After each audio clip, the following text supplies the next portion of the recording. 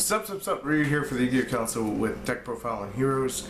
This is IRL deck profile, so they don't really tend to follow the trend that I do on Dev Pro, where Dev Pro is to get dual videos with the deck profiles. So anything I don't have that I could do on camera like this, and you guys requested, I'll do it with a duel, so that way you get a little bit extra discussion wise on things. But let me know what you want to see down in the comments below as always, because it will help create content that you guys would want to watch and get engaged with, and it helps me by basically, it's YouTube's new thing. It helps us get out there a little bit more. So help us get out there a little bit more by telling us what you want to see. That's pretty much it.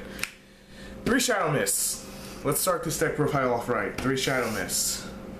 1 Neo Alias. 1 Blaze Man. Yeah, I really went to Blaze Man. I'm gonna go over why. 3 Bubble Man. 2 Goblinberg and 2 Summoner Monk. I'm gonna go over this monster lineup really quickly.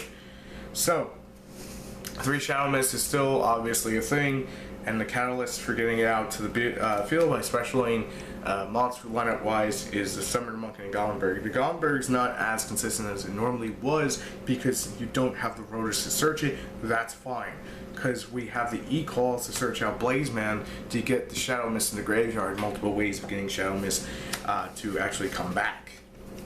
And on top of that, with the 1 Polarization or just the mill effect of him, I usually go for the Polarization. I can actually go for Nova Master, and going for Nova Master allows me to get cards so later in the game I'm not fucking dead in the water. The 1 Neo Alias, obviously I still run Shining, and running Shining with Miracle Fusion is still, it gives you recovery plays. Recovery plays are very important to me in this game. And then 3 Bubble Man, because obviously I like rank 4s, I like spamming out acid and shit, so it's kind of my thing. Now let's go over the spells.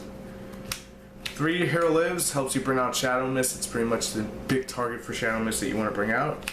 3 E-Call, because obviously I switched out my Rotas. Oh wait, no, I didn't still have the 1 Rota. But I added more consistency in the deck. The one thing I did change, I did drop Raigeki from the main build, only for one reason. It wasn't to basically put him in my Synchrons and say Synchrons either. I focus on this deck a little bit more on a competitive aspect of things, because the way the game's going to be shifting meta-wise, and I use this to basically compete a little bit more, a little anti-meta-ish. So what I like to do is I like to focus on what's going to happen. Cosmos and Magispectors are the big 2. That's how I'm looking at things right now. Until we get to Mega Monarchs and everything else. They're the big 2. The big 2 right now are really not affected by Raigeki. Cosmos sort of, but not dramatically affected by it, so there's better means to dealing with them than just that.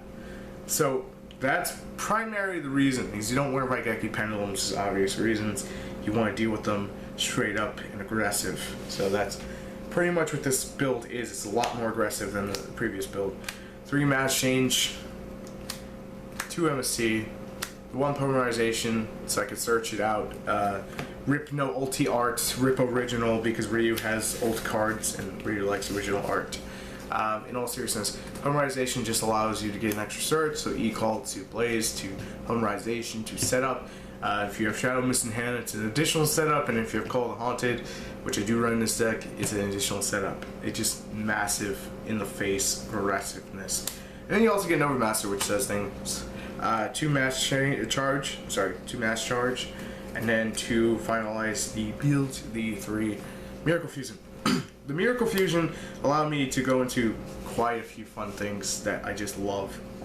And I feel this card doesn't get enough love because this helps you so much late game, or helps you for OTK, and if you go into Shining, you can get cards back for your another Ring 4 and stay in the game longer.